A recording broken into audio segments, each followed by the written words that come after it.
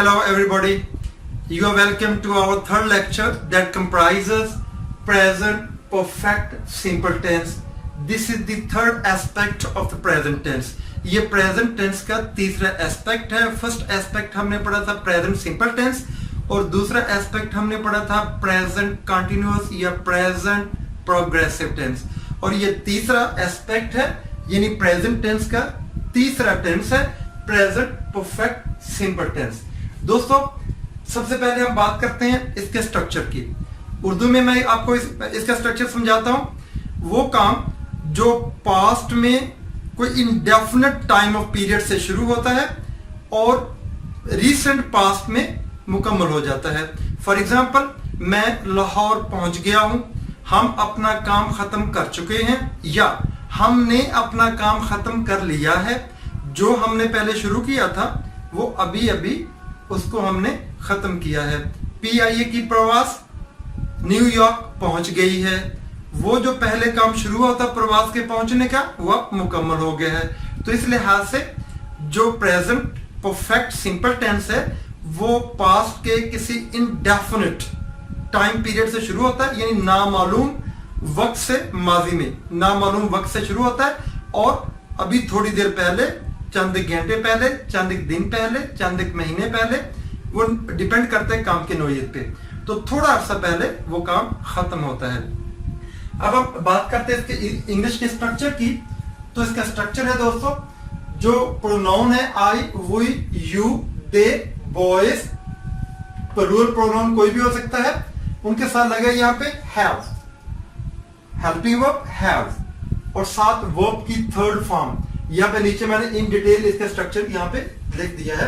यहाँ पे इन सभी प्रोनाउन के साथ हैव और वर्ब की third form. For example, I have decided, मैंने फैसला कर लिया है.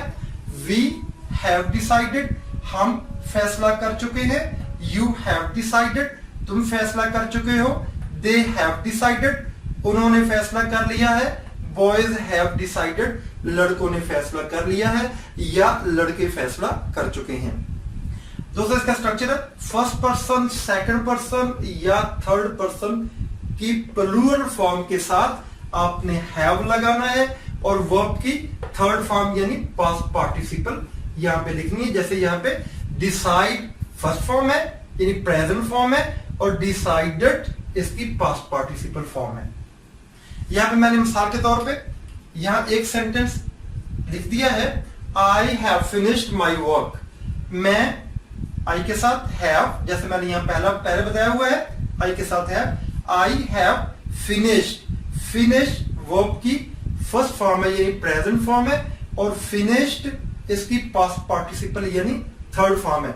तो हैव के साथ थर्ड फॉर्म लगेगी किसी भी वर्ब की इन तमाम प्रोनाउन के साथ. आई, वी, यू, दे या कोई भी प्लूरल प्रोनाउन यहां पे होगा.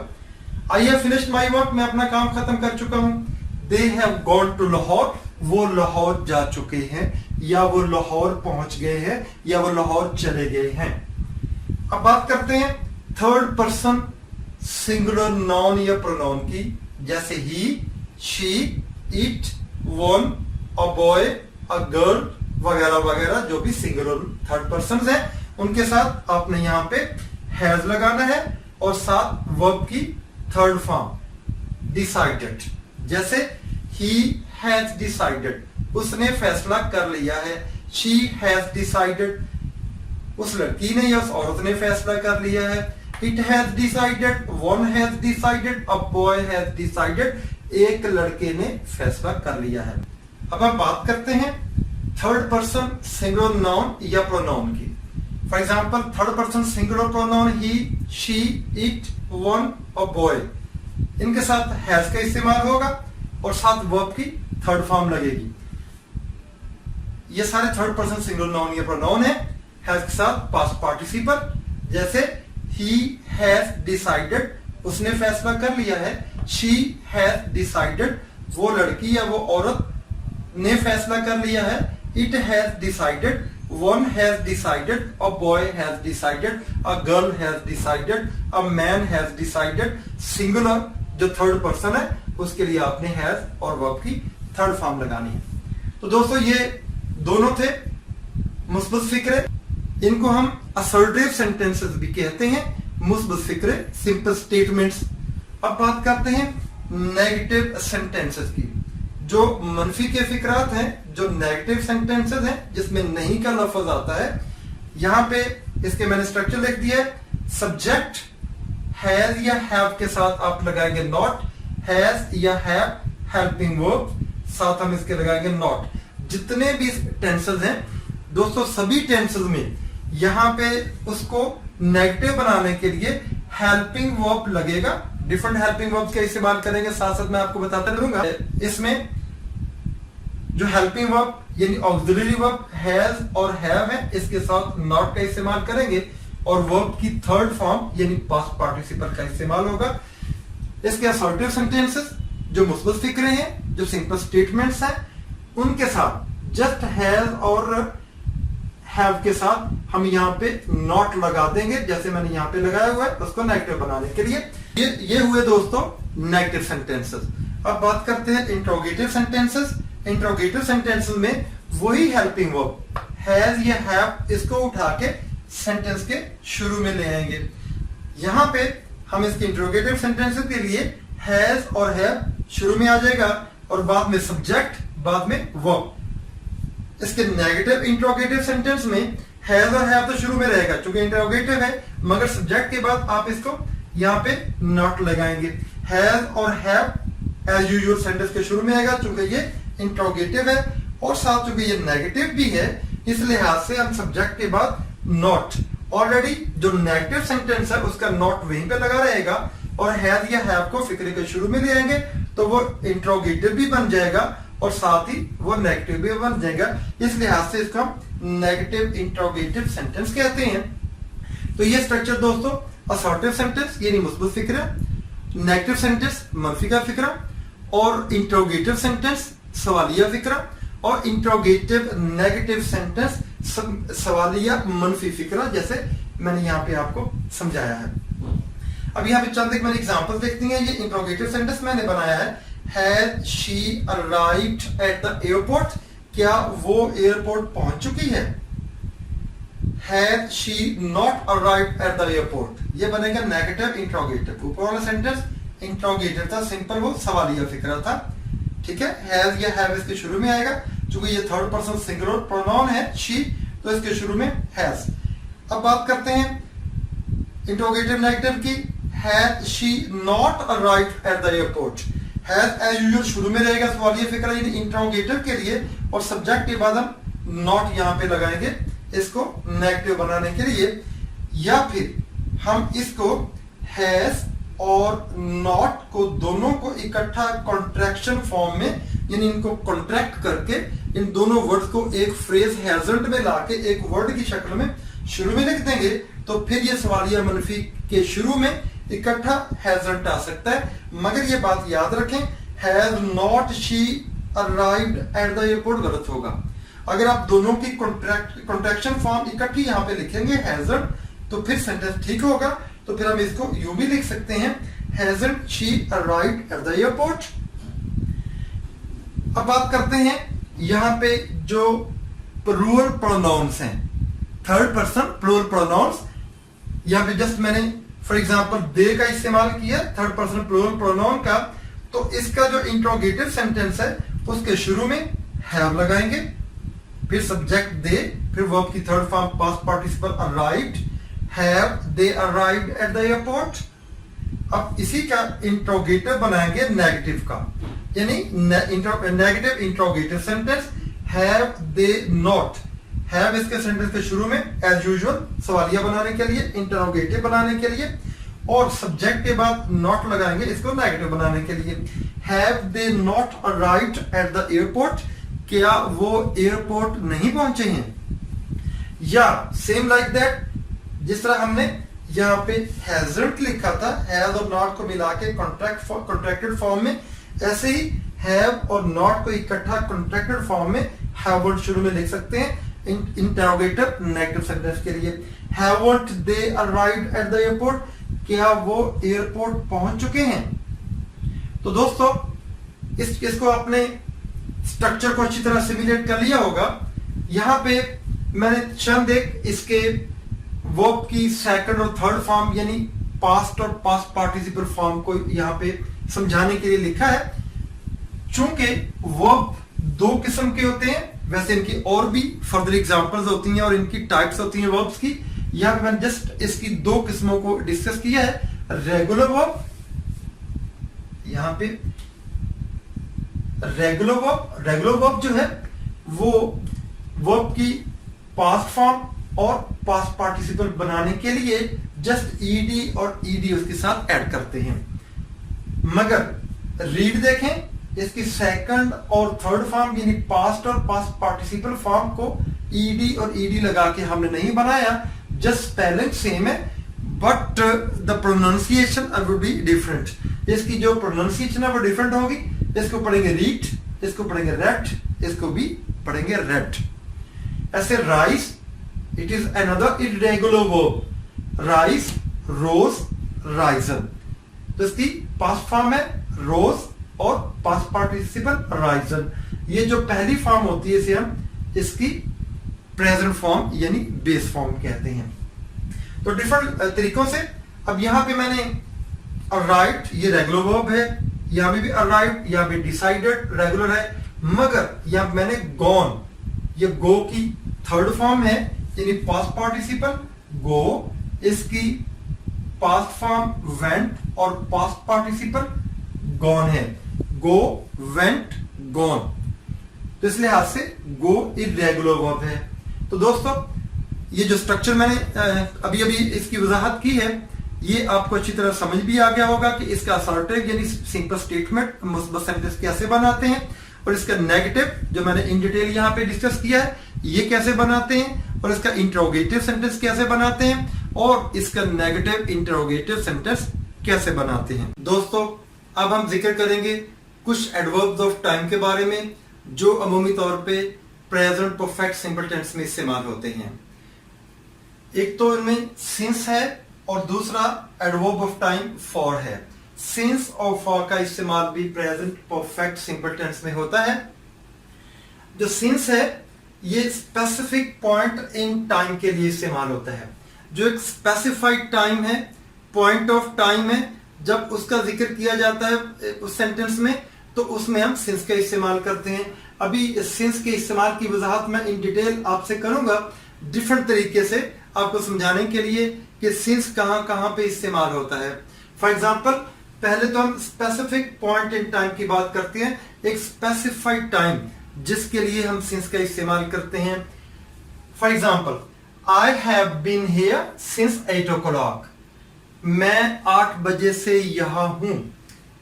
हैव और बी की थर्ड फॉर्म, बी के मैंने होना, बी वॉज या वो इसकी सेकंड फॉर्म होती है और बीन इसकी थर्ड यानी पास्ट पार्टिसिपल।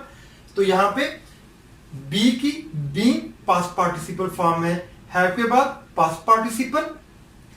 8 o'clock 8 बजे से, यह खास पॉइंट ऑफ टाइम है, एक स्पेसिफाइड टाइम है। इसके लिए जब वक्त का जिक्र हो टाइम के लिहाज से, जब दिनों का जिक्र हो उनके नामों के लिहाज से, जब सालों का जिक्र हो उनके सालों की तखसीस के लिहाज से, इसी तरह जब किसी महीने की खास तारीख का जिक्र हो, यस्टरडे के लिए, लास्ट मंथ के लिए, मॉर्निंग के लिए, इवनिंग के लिए हम सिंस का इस्तेमाल करते हैं। चूंकि ये औकात है जो एक स्पेसिफाइड टाइम को मेंशन करते हैं, एक खास वक्त के लिए ये इस्तेमाल होते हैं। अब नंबर 2 पे बस टाइम क्लॉजेस के साथ भी सिंस का इस्तेमाल होता है। सिंस में follow the subject and verb, since के बाद सब्जेक्ट और वर्ब भी आ सकता है। इस सेंस में यहां पे आपको समझ लग जाएगी। ये जो मैंने सेंटेंस लिखा है पहले इसको पढ़ते हैं। Smith have met many people since he came here, जब से वो यहां आया है स्मिथ बहुत से लोगों से मिल चुका है। जब से वो यहां आया है, तो जब से वो यहां आया है तो फिर यहां पे हम सिंस और ये सब्जेक्ट और ये वर्ब, यहां मैंने इसलिए लिखा है कि since may follow the subject and verb. Okay, अब बात करते हैं फॉर की। पहले फॉर की बात करने के बाद इसके बाद फिर मैं सिंस की तरफ जाऊंगा, फिर दोनों में डिफरेंस इन डिटेल आपके सामने रखूंगा और इंशाल्लाह मैं उम्मीद करता हूं उसके बाद आपको सिंस और फॉर के इस्तेमाल में जो वाज़ेह फर्क है उसको आप अंडरस्टैंड कर जाएंगे। फॉर लेंथ ऑफ टाइम, जो फॉर है ये वक्त के दौरानिए के लिए इस्तेमाल होता है, कितनी देर के लिए, कितने वक्त के लिए, कितने पीरियड के लिए, कितने वक्त के दौरानिए के लिए, उसके लिए हम फॉर का इस्तेमाल करते हैं। For example for 4 minutes, for 4 minutes, for 3 hours, for many days, for 5 weeks, for several years, 3 घंटों से, बहुत सारे दिनों से, 5 हफ्तों से, कई सालों से। यहां पे मिसाल के तौर पे मैंने सेंटेंस लिख दिया है, आई हैव वेटेड यू, मैंने आपका इंतजार किया है, फॉर 10 मिनट्स, 10 मिनट तक, फॉर 2 आवर्स, 2 घंटों तक, फॉर अबाउट 3 वीक्स, तकरीबन 3 हफ्तों के तक, फॉर ऑलमोस्ट 6 मंथ्स, तकरीबन 6 महीनों तक मैंने आपका इंतजार किया है।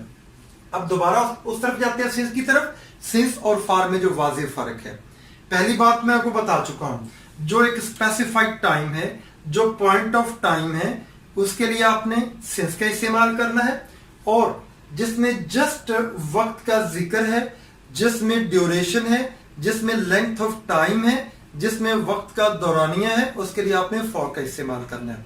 एक तो ये बात होगी। अब दूसरी बात, सिंस आता है वक्त के नामों के साथ, जब उनका नाम, जब स्पेसिफाइड टाइम को मेंशन कर दिया जाए, 8 बजे से, सुबह से, शाम से, कल से, दिसंबर से, 2010 से, तो इस तरह जब हम स्पेसिफाइड टाइम को मेंशन कर देंगे तो उसके लिए हम सिंस का इस्तेमाल करेंगे।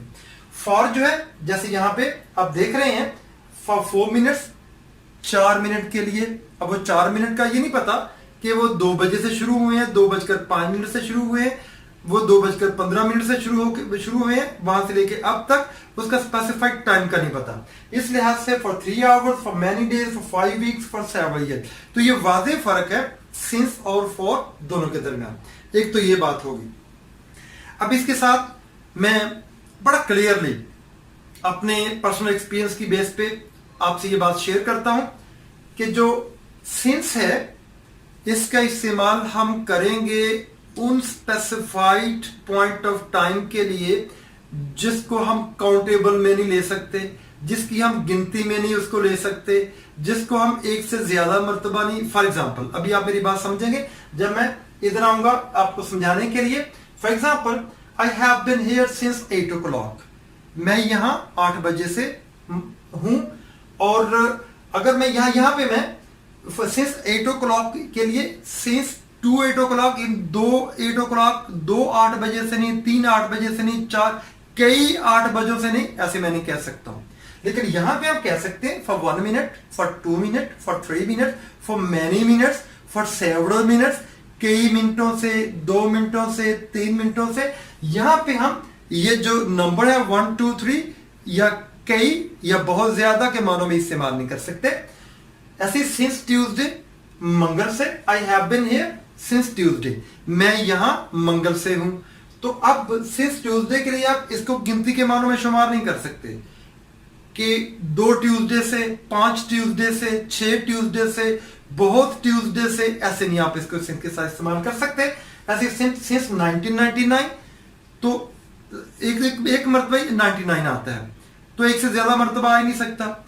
इसको और ज्यादा मजीद आसान बनाने के लिए जब हम घंटों की बात करते हैं तो 2 PM दिन में 24 घंटों में एक मरतबा ही बजते हैं, तो इसके लिए सिंस का इस्तेमाल होगा।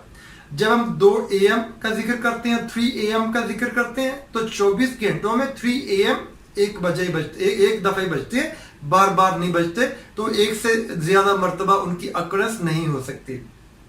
ऐसी हम जब बात करते हैं दिनों की, तो हफ्ते में मंडे एक मरतबा ही आता है, हफ्ते में ट्यूसडे एक मरतबा ही आता है। अगर हम महीनों की बात करते हैं तो महीने में साल में दिसंबर एक मरतबा ही आता है। अगर हम किसी खास तारीख की बात करते हैं, फॉर एग्जाम्पल 5 दिसंबर, दिसंबर की 5 तारीख से तो दिसंबर के महीने में 5 तारीख एक मरतबा ही आती है, एक से ज्यादा मरतबा नहीं आ सकते। जब हम बात करते हैं since morning, since evening, since yesterday, तो यस्टरडे भी एक मरतबा ही आता है, मॉर्निंग भी 24 घंटों में एक मरतबा ही आती है, इवनिंग भी 24 घंटों में एक मरतबा ही आता है। तो वो अपने ड्यूरेशन में वो पॉइंट ऑफ टाइम, वो स्पेसिफाइड टाइम सिर्फ एक मरतबा ही आता है, उसको हम एक से ज्यादा मरतबा, 2 दफा 3 दफा, बहुत ज्यादा दफा नहीं कह सकते, वो एक मरतबा ही होता है। सिंस मॉर्निंग, सुबह से लेके, तो ये सुबह एक मरतबा ही आती है। 5 बजे से सिंस 5 o'clock, तो 5 एक दफा ही बजते हैं। तो इनका जिक्र हम एक से ज्यादा मरतबा नहीं ले सकते, इनसे पहले हम 1 2 3 4 5 नहीं लगा सकते। जिस तरह हम फॉर के लिए, टाइम के लिए 3 4 5 2 4, बहुत ज्यादा, सेवरल, मैनी, इनका इस्तेमाल कर सकते हैं। तो ये बड़ा वाज़ेह फर्क है सिंस और फॉर के इस्तेमाल को समझने के लिए। And I do understand that you have understood it very well. अब आगे चलते हैं।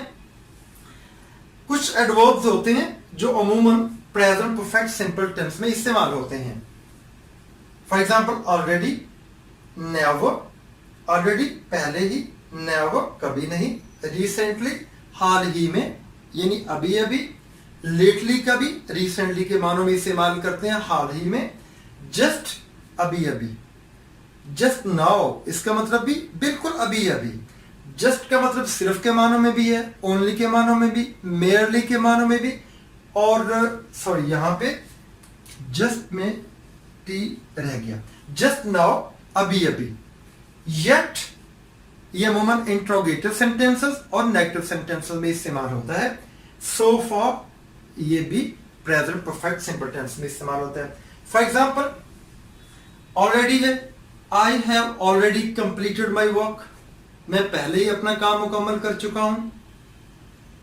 आई have never been to Dubai, मैं कभी दुबई नहीं गया। I have never visited South Africa, मैं कभी साउथ अफ्रीका नहीं गया। तो इसी तरह बाकी सारे जो एडवर्ब्स हैं उनका इस्तेमाल होता है सिंपल प्रेजेंट परफेक्ट टेंस में। अब बात करते हैं येट की।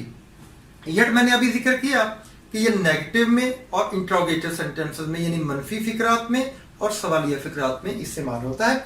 For example, he has not completed his work yet, उसने अभी तक अपना काम मुकम्मल नहीं किया है। सो फार का मतलब भी अभी तक के मानों में है। जैसे what have you done so far, अब तक आपने क्या किया है। तो इस तरह सो फार ये भी एंड पे इसके इस्तेमाल होगा सेंटेंस के एंड पे, जिस तरह येट का सेंटेंस के एंड पे इस्तेमाल होता है। दोस्तों ये हैं एडवर्ब्स ऑफ टाइम जिनका अक्सर प्रेजेंट परफेक्ट सिंपल टेंस में इस्तेमाल होता है। अब नेक्स्ट बात करते हैं ये बीन और गॉन की। ये इसका इस्तेमाल भी अमूमन तौर पे प्रेजेंट परफेक्ट टेंस में लिटिल बिट डिफरेंस मीनिंग के साथ, थोड़ा सा इसके मफहूम में फर्क है, उसको आपको समझना पड़ेगा। जैसे बिन का चूंकि मैंने पहले आपको बता चुका हूं कि जो बेस फॉर्म है बी, उसकी पास्ट पार्टिसिपल यानी तीसरी फॉर्म है been. She has never been to Dubai. अब नेवर यहां पे जिक्र इसका आ चुका है, तो मैं पहले ये बात कर चुका हूं कि ये जो एडवर्ब ऑफ टाइम है इनका भी इस्तेमाल अमूमी तौर पे प्रेजेंट परफेक्ट सिंपल टेंस में होता है। She has never been to Dubai, वो कभी दुबई नहीं गई है। मुराद ये है कि वो अब से पहले कभी दुबई गई नहीं है। अब यहां पे she has never gone to Dubai, वो इससे पहले कभी दुबई नहीं गई है। अब दोनों में फर्क है। गॉन का मतलब ये चूंकि गो की पास्ट पार्टिसिपल फॉर्म है कि फिजिकली वो वहां पे नहीं गई, और बिन का मतलब कि फिजिकली वो वहां पे कभी नहीं रही। दोनों में ये डिफरेंस है। अगर ये मैं यहां से ये नेवर हटा देता हूं तो अब इन सेंटेंस को दोबारा पढ़ते हैं। She has been to Dubai many times.